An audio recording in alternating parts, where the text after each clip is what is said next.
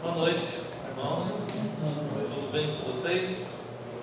Saudade de estar aqui às quartas-feiras, né, senhores? Mas, graças a Deus, a gente tem frequentado o culto também às quartas-feiras, né? Uma extensão da nossa própria igreja, que é o culto lá no Alvorada. Nessas horas eles estão lá.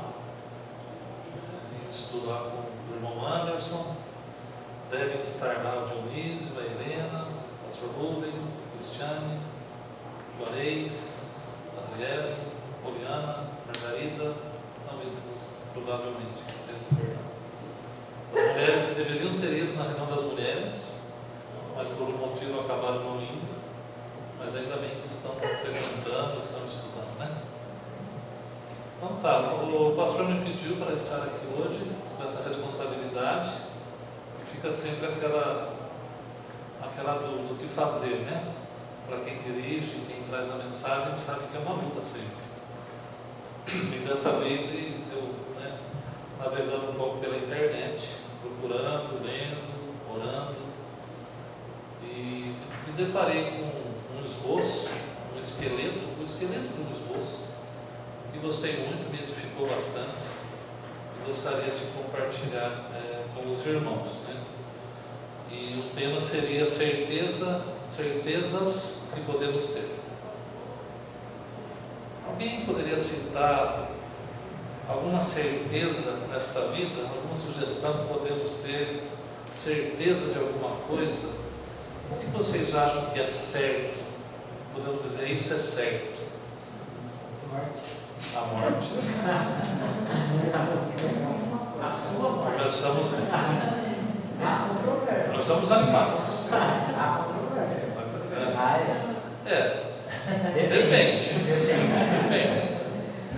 Se você ouvir uma trombeta, não vai acontecer a morte, vai acontecer Glória a Deus. Mas fora isso é certo, né? É certo. Algumas coisas são certas, né? Mas na verdade não podemos ter muita certeza. Então hoje nós vamos, baseado na Bíblia, né? Baseado naquilo que o Senhor nos ensinou, vamos lembrar de 4 certezas que podemos ter, né? Nas apostas que se vê por aí, né? Pessoas que apostam uma contra a outra, as duas têm certeza, mas o que acontece? Uma perde, então acabou não acertando, né? Quem aqui lembra do show do bilhão? Lembra aí? Show do bilhão? Vocês devem se lembrar, não é tão antigo, né? Então fazia-se a pergunta e no final o Silvio Santos dizia o quê? Você está certo disso? Posso perguntar? Então é importante termos alguma certeza, né? Lembrarmos de algumas certezas, né? Essa semana, a religião católica, né? A maior religião do nosso país, ela comemora a chamada Semana Santa, aquela semana que antecedeu a crucificação de Cristo. Então, nós não temos esse costume, né, de comemoração, até porque não nos foi pedido isso nos evangelhos, mas é um tempo que nós aproveitamos, né? Já que está todo mundo falando do assunto, a gente pode tirar proveito do que está correndo como conversa no momento, né? E o texto que nós vamos ler hoje está lá em João, capítulo 20. Ele vai narrar um pouquinho da história que aconteceu no domingo de manhã. No domingo de manhã, como os irmãos sabem, aconteceu a ressurreição, né? Se comemora na sexta-feira a crucificação, e no domingo a ressurreição. E é nesse tempo aí que nós vamos meditar, usando a passagem ali de João capítulo 20 e a experiência que teve lá Maria Madalena. Maria Madalena, a Bíblia fala de várias Marias, né? Essa que vamos estudar hoje é a Maria Madalena. O nome Madalena, segundo os estudiosos, é em função dela ter nascido numa cidade ali na Galileia de nome Magdala. Então é como se fosse Maria de Magdala ou Maria Madalena, no aportuguesado, né? Então nós vamos ver essas 4 certezas que encontramos ali. Vamos para o contexto, um pouquinho antes. Nós vamos ver hoje a partir do versículo 11, capítulo 20, a partir do 11. Na verdade, nós vamos do 11 ao 18. Nós vamos contextualizar um pouquinho antes. Maria Madalena é aquela que logo de manhã, ainda estava escuro, diz, né? A história dela é citada em pelo menos 3 evangelhos. E cada evangelho fala um detalhe a mais, enriquece um pouco mais, mas nós vamos nos ater nas informações de João, né? Então diz que ela foi de manhã para o sepulcro, havia um costume de embalsamento, as coisas que ela precisava realizar. E quando ela chegou, ela estava acompanhada de mais mulheres, agora que em João não diga isso, mas ela chegou lá e viu a pedra removida e o corpo não estava mais no túmulo. Então ela volta, né, vai contar para 2 dos discípulos, Pedro e João, e eles vão correndo para lá para ver se aquilo era verdade, constatam que é verdade, sim, e voltam para casa. Mas a Maria permanece ali, Maria Madalena permanece diante do túmulo. Então, agora nós vamos começar a leitura a partir do verso 11. E o primeiro ponto, a primeira certeza que vamos ver aqui é que a vida muitas vezes traz decepção. A vida nos traz decepções, muitas vezes. Essa é uma certeza que poderia ter sido lembrada. Nós estamos lembrando aqui, né? É certeza que a vida nos traz decepções. Não espere que seja diferente. É assim mesmo que vai ser, né? Às vezes nós temos certeza no resultado. Eu estou fazendo esse exame só para ter certeza. Para ter certeza que não vai dar nada. Mas às vezes dá alguma coisa, né? Então vem um pouquinho de decepção, às vezes no exame de saúde, por exemplo, né? Temos confiança total numa pessoa, né, nos vários aspectos, e de repente ficamos sabendo que ela fez uma coisa que escandalizou e nós nos decepcionamos, né? Então são decepções causadas por pessoas também, né? Agora o pior, nós nos decepcionamos a nós mesmos. Nós prometemos que de agora em diante vai ser diferente.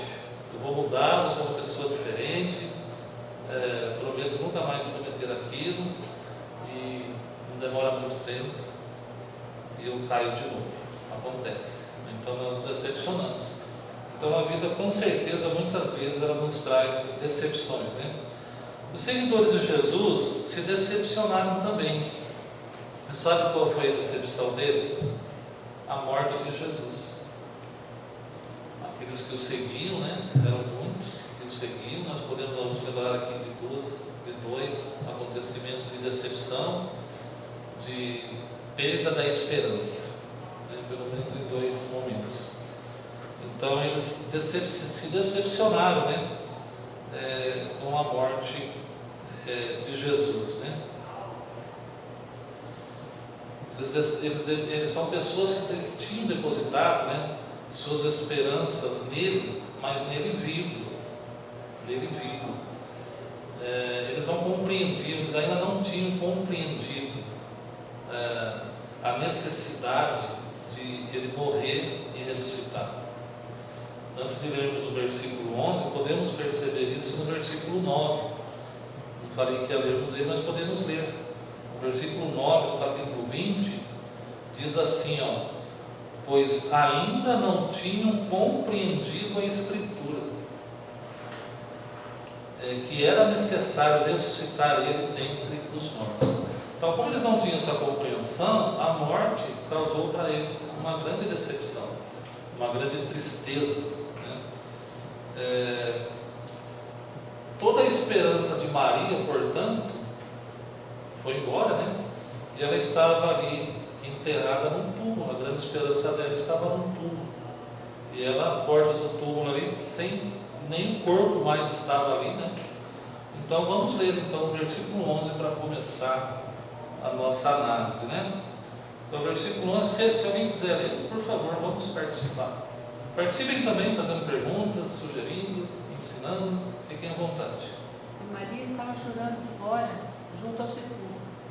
Estando ela, pois, chorando, abaixou-se para o sepulcro. Abaixou-se para o túmulo, né? Em outra versão, né? Então, a única coisa que ela via ali era um túmulo vazio. A esperança dela havia se esvaziado, né?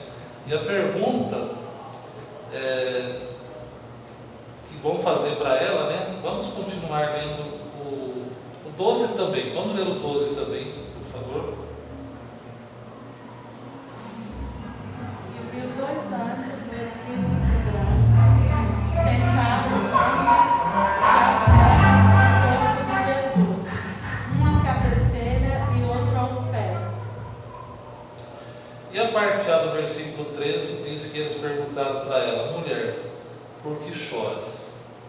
Ela chorava porque ela tinha perdido a esperança.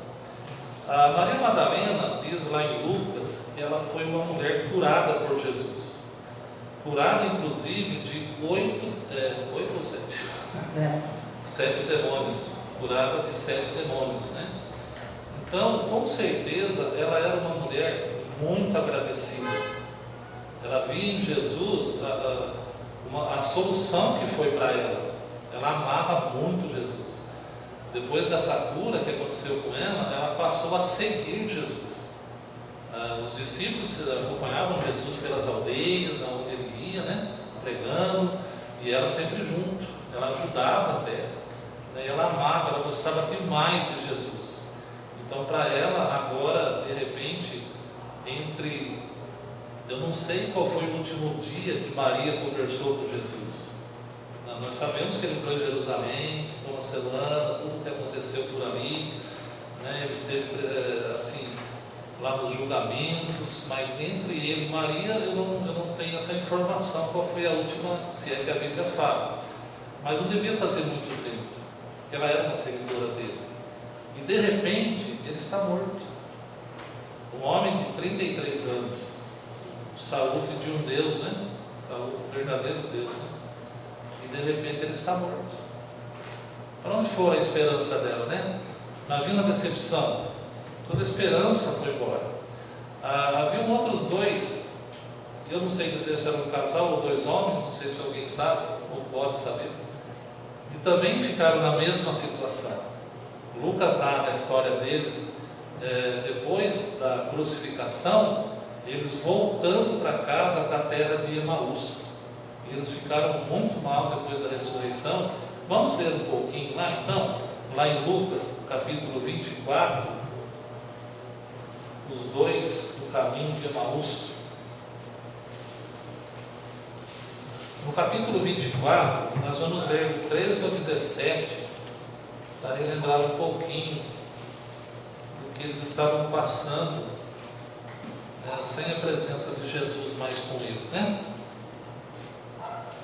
24, do 13 ao 17.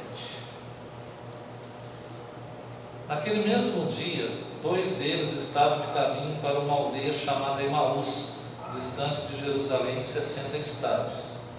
E iam conversando a respeito de todas as coisas sucedidas. Aconteceu que, enquanto conversavam e discutiam, o próprio Jesus se aproximou e ia com eles. Os seus olhos, porém, estavam como que impedidos de o reconhecer. Então lhes perguntou Jesus: que é isso que vos preocupa? E de que ides tratando à medida que caminhais? E eles pararam entristecidos. Então este era o sentimento deles, depois da morte de Jesus. Eles estavam entristecidos. Então essa é uma das coisas que a vida nos recomenda com certeza em momentos de decepção. Eles estavam entristecidos. No versículo 21 do mesmo capítulo de Lucas, eles afirmam uma outra coisa interessante. Eles conversam com Jesus, aí tudo, e eles falam assim: ora, nós esperávamos que fosse Ele quem havia de redimir a Israel. Havia uma esperança, de redimir a Israel. Mas depois de tudo isso, já esse o terceiro dia desde que tais coisas sucederam. Eles até esperavam por alguma coisa, ouviram falar de alguma quando ouviram falar sobre a ressurreição, eles tinham essa notícia que ele havia ressuscitado, esperaram mais um pouco, mas aí perderam as esperanças e voltaram para casa. E eles esperavam, né, que Israel fosse redimido. O Velho Testamento fala muito sobre isso, né, de um rei forte, um rei poderoso que vai vir para resolver o problema de Israel. É verdade isso, mas só que a história não acabou ainda, né? Isso ainda está para se completar, este rei, né, exercendo toda a sua autoridade, seu poder sobre Israel. Então eles estavam assim porque eles esperavam muito por ele, né? Então é certeza, né, que a vida muitas vezes traz decepção. Nós nos decepcionamos conosco, com outros, com as circunstâncias, né, os fatos e uma opinião. Não sei se os irmãos concordam, mas eu creio que nossas decepções, elas são reais, mas elas acontecem porque nós não compreendemos o todo da história, o todo que envolve a nossa vida, do começo ao fim. Eu creio que um dia nós vamos ter essa resposta para todas aquelas coisas que nos causaram decepção e vamos compreendê-las. É que nós não temos esta noção exata das coisas. Nós temos um Deus que tudo sabe, que nos ama, que tudo faz perfeitamente. É um Deus justo, santo, perfeito, mas que age de maneira que nós não conseguimos entender.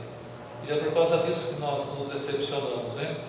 A tristeza daqueles dois, a nossa tristeza, o fim da esperança, o túmulo vazio.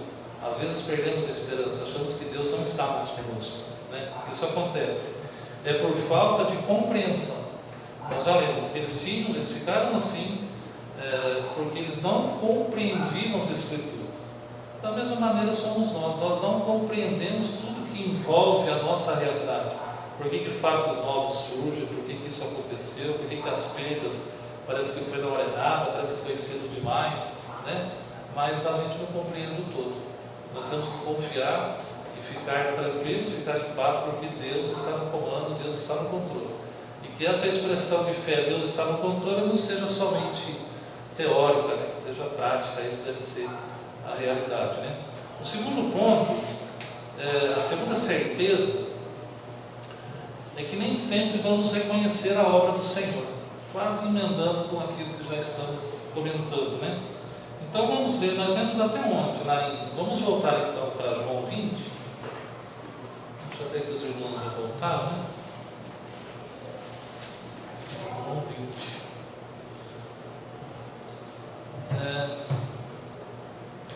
Creio que seja do 13 em diante. Nós vamos ver então do 13 ao 15. Alguém pode ler para nós? Do 13? Então eles lhe perguntaram: mulher, por que choras? Ela lhes respondeu: porque levaram o meu Senhor e não sei onde o puseram. Esse é o 12, né? Esse é o 13, o 14? Tendo dito isto, voltou-se para trás e viu Jesus em pé, mas não reconheceu que era Jesus. Perguntou-lhe Jesus: mulher, por que choras? A quem procuras? Ela, supondo ser o jardineiro, respondeu: Senhor, se o tiraste, diz-me onde puseste, eu o levarei. Interessante esse detalhe, né? Que o Senhor fez questão de registrar, que ela pensou que fosse um jardineiro, né? Mas o que interessa para nós aqui é que ela olhou para Jesus e não o reconheceu. Não sabemos o porquê que ela não o reconheceu. Talvez, sabemos que nesse momento ela está chorando muito. E quando se chora muito, fica com a visão um pouco embaçada, mas seria um pouco de presunção da minha parte querer aplicar uma coisa assim, né? O que interessa é que ela não reconheceu. Mas se vocês perceberem, aqueles dois no caminho de Emaús também não reconheceram. Então me parece que fisicamente não era do interesse do Senhor ser reconhecido assim, né? Mas nós vamos ver daqui a pouco, no outro ponto, já vou adiantando o outro ponto, que pela voz reconheceu. Quando ele fala, eles reconhecem, nós vamos entrar, e os caminhos de Emaús também, né? E deixa eu não adiantar muito então. Vamos voltar aqui para esse ponto que é importante, né? Nós não sabemos o porquê que ela não reconheceu, né? E nós, na verdade, nós não compreendemos as obras de Deus. Deus trabalha, Deus nunca deixa de trabalhar, nunca deixa de se importar conosco. Jesus voltou ao céu, mas Ele não voltou para lá e nos abandonou aqui. Ele enviou seu Espírito Santo, que está conosco todos os dias, controlando todas as coisas. Então Ele não nos abandonou. Ele se preocupa com a gente em todo o tempo, né? Só que a gente não entende o jeito de trabalhar de Deus, o tempo dele, né? Às vezes nós falamos um para o outro, né? É o tempo de Deus, né? Deus tem seu tempo, é verdade, né? Mas é tão difícil esperar o tempo de Deus, né? Nós somos pessoas que queremos tudo, não sei se vocês são assim ou é só eu, né? Mas nós queremos tudo para ontem, né? Então o tempo dele é diferente, né? A paciência de Deus, você já percebeu a paciência de Deus? Está certo que ele falou que voltaria logo, porque faz 2000 anos, mas por outro lado ele disse que 1000 anos é igual a um dia, né? Então para aqueles que já estão lá na glória, entendendo o tempo de Deus, estão dizendo assim, faz só 2 dias que estão reclamando, né? Faz só 2 dias que aconteceu tudo, né? Mas para nós faz 2000 anos, agora eu não consegui entender isso, né? Essa demora, né? E a pergunta, por que choras? A quem procuras? Eu gosto muito das perguntas que Deus nos faz, né? Ele é sabedor de tudo, do jeito que é, onisciente, onipresente, né? Ele faz tantas perguntas para nós, né? Para Adão, por exemplo, ele perguntou: onde estás? Parece uma pergunta sem importância, mas essa pergunta é muito profunda, né? Imagina se Deus nos perguntando: onde você está? Né? Em relação a tudo, né? Onde você está? Então é uma pergunta muito importante, né? Para outra ele perguntou: de onde vens e para onde vais? Outra pergunta que ele fez, né? E aqui ele está perguntando: por que choras? Ele sabe muito bem por que ela está chorando, né? A quem procuras?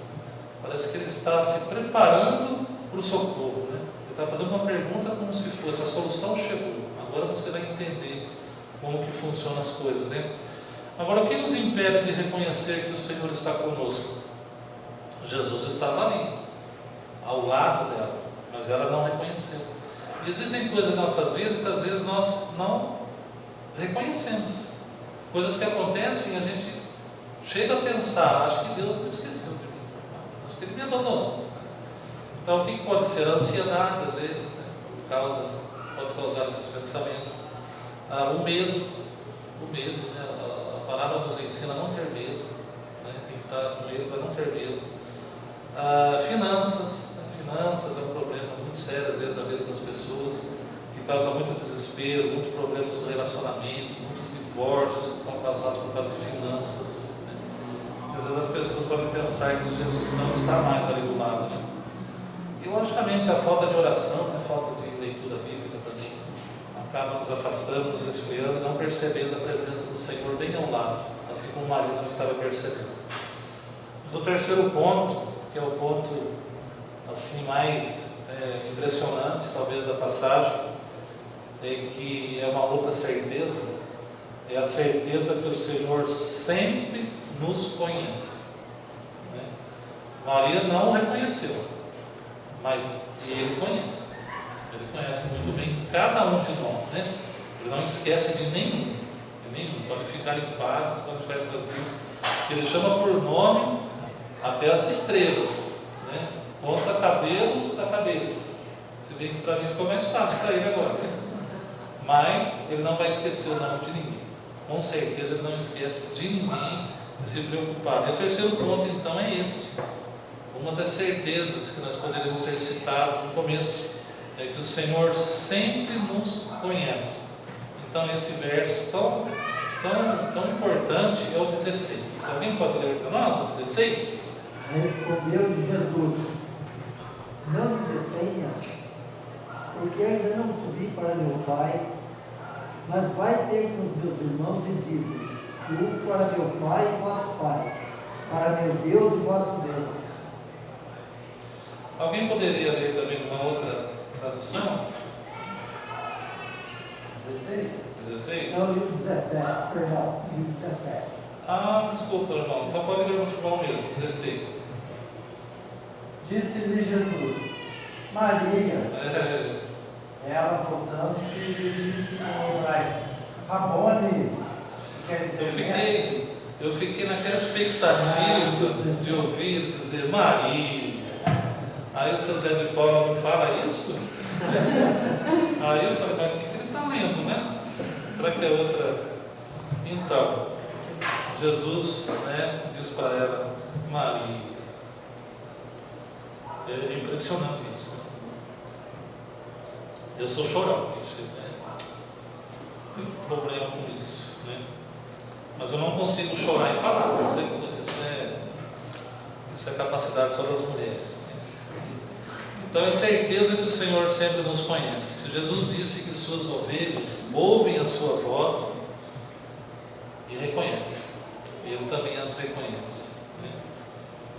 Os dois no caminho de Emaús, como eu já adiantei aquela hora, também o reconheceram quando ele falou com eles, de forma especial. É um pouco difícil de entender isso, né? Como é que ela não reconheceu, depois pela voz reconheceu, né? Eu creio que ele está ensinando como vai ser daquele dia em diante. Daquele dia em diante, o relacionamento deles não vai ser mais físico, porque ela tem um corpo normal, natural, e ele já está com o corpo glorificado. As coisas mudaram dali para frente. E ele precisa que aqueles que nunca ouviram fisicamente, mas queriam viver depois, ou seja, nós não podemos reconhecê-lo fisicamente. Tentam fazer figura de Jesus por aí, mas pouca diferença faz. Como é que nós reconhecemos a Jesus? Como é que um dia nós olhamos e dissemos, Senhor, pela voz dele? Não foi audível? Talvez foi com alguém pregando, mas essa palavra aqui é a voz dele, é ele falando. E foi ao lermos e ouvirmos a sua voz, que é a palavra de Deus, que nós o reconhecemos. Então daquele dia em diante seria assim. Não era para ninguém, seria privilegiado, porque ele ficaria ali mais 40 dias. Todos precisam reconhecê-lo pela sua voz, por aquilo que ele fala, né? Ele veio, falou para nós somos todos aqui salvos em Cristo, e um dia nós ouvimos que ele poderia nos salvar da condenação eterna e poderia cuidar de nós todos os dias. Então nós ouvimos isso e resolvemos entregar nossa vida para ele, né? Então é pela sua voz que nós o reconhecemos, né? Quando ouvimos a voz do Senhor, a esperança volta. Não sei se todos devem ser assim, porque o poder da palavra é eficiente na vida de qualquer um. Por mais nervoso que sejamos, por mais preocupado que estamos, quando lemos um salmo ou lemos alguma palavra que nos traz segurança, parece que há um alívio, né? Não sei, acho que é assim com todo mundo, né? Nós nos aquietamos. Por mais bravo que estejamos, se começa a ler, vem um silêncio. A gente se aquieta diante da voz do Senhor, né? E a gente retoma as esperanças, né? Renova as energias, como se diz, né? Quando ouvimos a voz do Senhor, a tristeza vai embora. Por isso que é tão importante ouvir, ler a palavra dele, né? Ele sempre tem uma palavra de ânimo para nós. Jesus sempre tem uma palavra de ânimo. Mesmo quando ele vai falar para nós, você vai ter problema, mas ele completa, mas tenha bom ano. Ele sempre tem uma palavra de ânimo para nós, né? O Senhor nunca nos abandona. Agora, aqui é importante essa palavra: nunca. O Senhor nunca nos abandona. Às vezes nós lemos essa passagem, lembramos dela, mas assim, superficialmente, né? Mas é muito profundo. Nunca nos abandona, nem quando eu estou dormindo, né? Na hora da dor, ele está ao seu lado dizendo, idem, assim, né? Jonas, eu estou aqui, né? Aí, assim, pular isso, né? Vamos para o quarto ponto e a quarta certeza que podemos ter.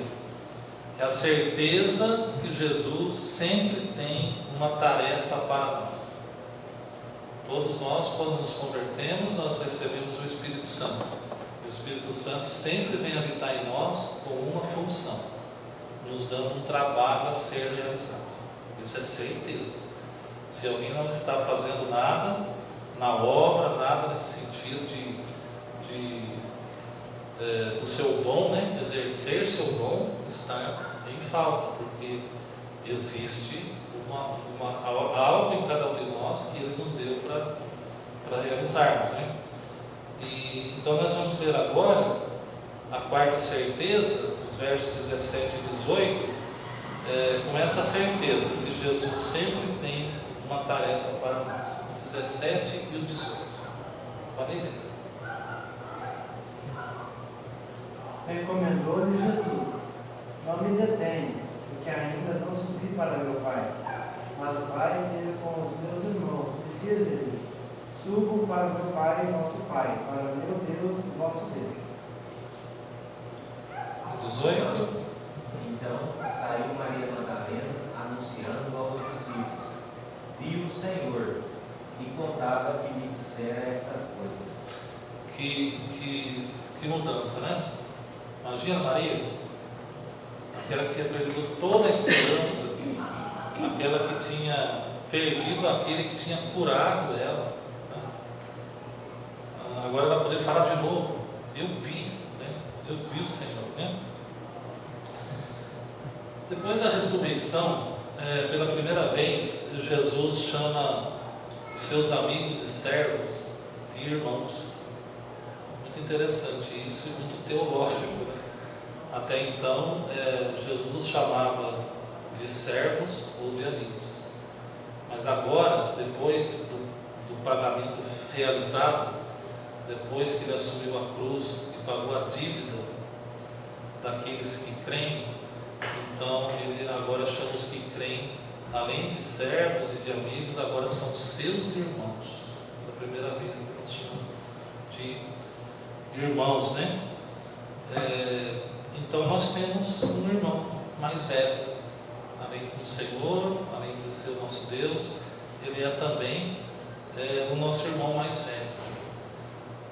Quem tem irmão mais velho talvez entenda melhor o que eu quero dizer com isso, né? O irmão mais velho, normalmente, claro que não é, no mundo caído não é uma regra, mas normalmente um irmão mais velho é alguém sempre preocupado, é alguém que muitas vezes toma o lugar de pai, né? O irmão mais velho sempre tem uma importância maior que os outros irmãos. Então, o meu irmão mais velho, ele faleceu ano passado. Ele faleceu de Covid, infelizmente, mas ele era assim, muito precioso. Eu perdi meu pai com 12 anos. E ele assumiu, não digo lugar de pai, porque ele nunca me tratou como um pai, né? Ele sempre me tratou como um amigo, né? Mas sempre preocupado, sempre querendo saber, sempre telefonando, sempre se preocupando e mostrando amor. Isso que é mais importante, né?